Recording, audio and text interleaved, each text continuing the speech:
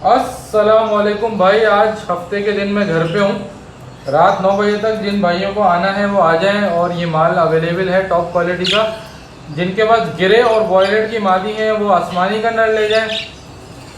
जिनके पास आसमानी की मादी हैं वो गिरे और वॉयलेट का नर ले जाएं। ये वाला सिलसिला इसलिए बता रहा हूँ भाई कि हमने फैसल भाई के घर पे भी यही सेटअप करा है। गिरे और वॉयलेट लगाए हैं और गिरे और आसमानी लगाए हैं और आसमानी और वायलेट लगाएं ताकि ज़्यादातर बच्चा वॉयलेट आए।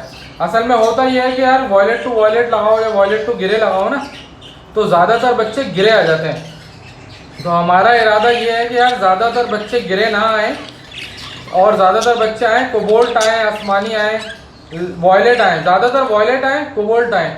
उसके लिए हमने ऐसी सेटिंग बनाई है कि यार हम खुद भी ना इस बार इस तरह के पेड़ लगा के आए कि उससे ज़्यादातर बच्चे जो है ना वो आसमानी बोल रहा हूँ यार बार बार, जामनी आए।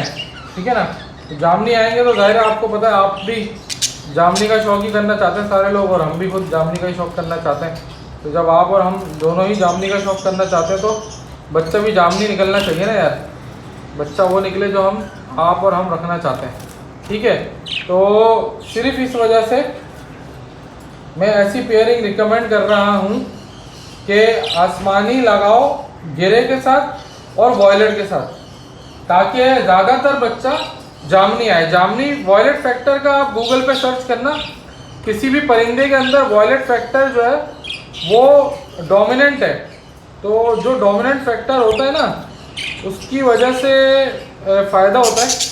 फ़ायदा ये होता है कि डोमिनेंट फैक्टर बच्चों के अंदर आता है। तो आसमानी के ऊपर वॉयलेट डोमिनेंट होगा तो बच्चों में वॉयलेट ज़्यादा आएगा। ऐसा नहीं है कि आसमानी बच्चे नहीं आएंगे, लेकिन कोबाल्ट और वॉयलेट बच्चे ज़्यादा आएंगे। सही है ना, तो ये फ़ायदा हो जाएगा जिसकी वजह से जो है वो आपका और हमारा फ़ायदा दोनों का है। ठीक है, एक तो ये बात आपको समझ में आ गई होगी। अच्छा, दूसरी बात कि मटकियाँ लगानी चाहिए या नहीं लगानी चाहिए, मौसम हो गया या नहीं हो गया। देखो, कल परसों में जब शाम में ऑफिस से आके नहाया हूँ तो पंखे के नीचे आने पे मुझे हल्की सी ठंड महसूस हुई है, जो कि इस बात की निशानदेही है कि सर्दी करीब है और मौसम करीब है ब्रीडिंग का। तो आप ये जो बारिश है इसका इंतज़ार करना चाहते हो तो कर लो, ज़्यादा बेटर है। नहीं करना चाहते तो आप जो है वो सीधा सीधा मटकी लगा दो, कोई टेंशन की बात नहीं है, मटकी लगा सकते हैं क्योंकि तकरीबन ऑलमोस्ट जो है वो आपका वो हो गया है, सीज़न आ गया है। ठीक है, तो जब सीज़न आ गया है तो ज़रूरत नहीं है इंतज़ार करने की किसी चीज़ की, आप अपना सीधा सीधा मटकियाँ लगाना शुरू कर सकते हो, कोई टेंशन वाली बात नहीं है।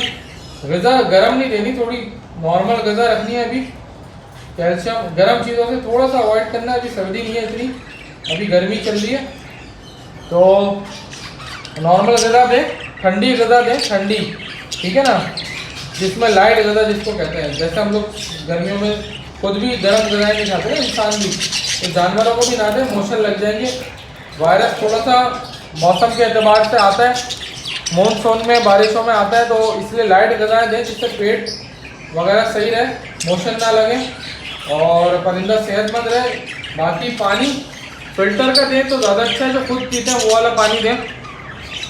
ज़मीन से आया हुआ पानी, खारा पानी जिसे कहते हैं ना, उसका क्या होता है यार वो बोरिंग का पानी ना दें, बल्कि जो खुद पानी पीते हैं वो वाला पानी दें। ठीक है, उसमें ORS मिला के दे दें ताकि इनकी नमकियात की कमी जो है वो इनकी पूरी हो जाए। जितना ज़्यादा ORS का पानी चलाएंगे उतनी ज़्यादा नमकियात की कमी इनको नहीं होगी। ठीक है, एक तो हो गई, आपको ये बता दी मैंने बात। अच्छा, दूसरी बात क्या है? दूसरी बात ये है कि भाई खाने पीने के ऊपर आ जाओ। पानी का तो मैंने बता दिया।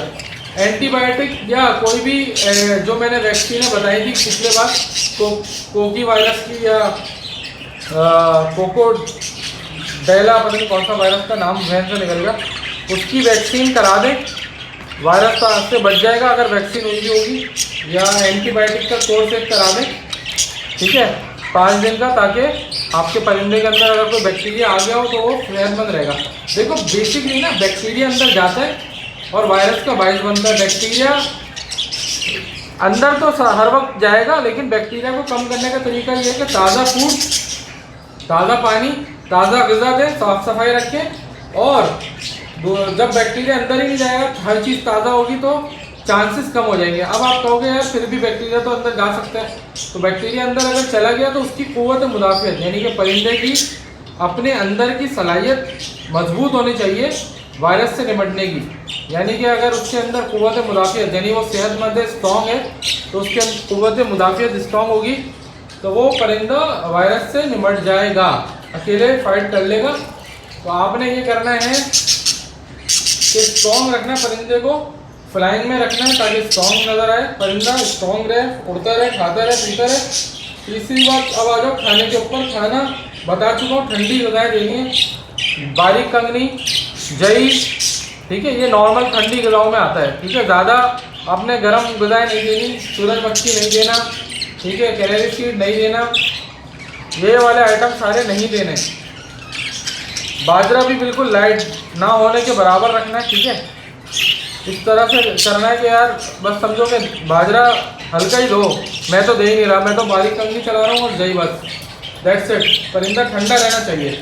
बाकी ठंडी ग्रीन फूड भी बहुत कम देनी है, लेकिन ठंडी देनी है। लूसन वगैरह का दौर नहीं आया अभी, गर्मियाँ नहीं है, गर्मियाँ चल रही है मतलब सर्दियाँ नहीं है, तो ठंडा फूड दोगे तो भाई परिंदा ज़रा सही रहेगा। गर्म फूड दोगे पेट खराब होगा, बैक्टीरिया अंदर जाएगा, बैक्टीरिया काम दिखा देगा, ज़रा सा मोशन होगा, परिंदा निपट जाएगा। तो ये चीज़ों का ख्याल रखें, पानी साफ दें, ग़िज़ा साफ दें, इंशाल्लाह आपको कोई नुकसान नहीं होगा। और ये सारे के सारे परिंदे अवेलेबल हैं, जिनको चाहिए भाइयों को रब्ता कर लें। अच्छा, पानी हो गया, दाना हो गया। अब आ जाते हैं तीसरी चीज़, अगर आप लोग मटकी लगा रहे हो तो मटकी लगाओ तो इस तरह लगाना कि मटकियों के ढक्कन हटा दोगे। इस वक्त गर्मी है, अगर मादियाँ मटकी में जाएंगी तो ढक्कन नहीं लगे होने चाहिए। और ऐसी मटकियाँ ले लो जिसके अंदर वेंटिलेशन का सिस्टम है, यानी कि 3-3, 4-4 सुराख हुए हैं। जैसे मैं आपको ये दिखाता हूँ, ये मटकी देख रहे हो आप, ये देखो, ये मटकी में इधर 1, 2, 3 सुराख ये हुए हैं, 1, 2, 3 सुराख ये हुए हैं। तो इस तरह की मटकियाँ लगाओ जिसमें वेंटिलेशन का सिस्टम बहुत अच्छा है और ढक्कन हटा दो आप। ठीक है, इसी तरह बॉक्सेस भी अगर लगा रहे हो तो वेंटिलेशन वाले लगाओ जिनमें सुराख होते हैं। ठीक है, ये आपको मैंने बात बता दी दोनों वेंटिलेशन के पॉइंट ऑफ व्यू से। सही है, अब आ जाओ और कौन सी बात कर रहे थे हम लोग यार। दूसरी बात वेंटिलेशन की हो गई, मटकियों की हो गई, डंडियों की बात। डंडी ऐसे लगानी है आपने पिंजरे के अंदर कि परिंदा एक डंडी से दूसरी डंडी पे उड़ उड़ के जाता रहे और उसकी एक्सरसाइज होती रहे, ताकि डंडी पे उड़ता रहेगा तो एक्टिव रहेगा, चाको चौबंद रहेगा, एक्सरसाइज में रहेगा। अगर आपने डंडी एक लगा दी वो उसी पे बैठा रहेगा, मूवमेंट नहीं होगी। परिंदे की मूवमेंट होना ज़रूरी है, एक डंडी से दूसरी डंडी पे जंप करे तो उसको एक्सरसाइज का मौका मिले। तो ये तमाम चीज़ें करें, इंशाअल्लाह ताला कोई मसला नहीं। कैल्शियम दें, समुद्री झाग रख दें, ठीक है, नमक रख दें। ख़ास तौर पे नमक खाने में होना चाहिए, अगर उसको पेट के मसले मसाइल तो वो खुद नमक खा ले जाके। ये सारे आइटम इंशाअल्लाह ताला आप रखेंगे, आपके बर्ड्स को कुछ भी नहीं होगा अल्लाह के हुक्म से।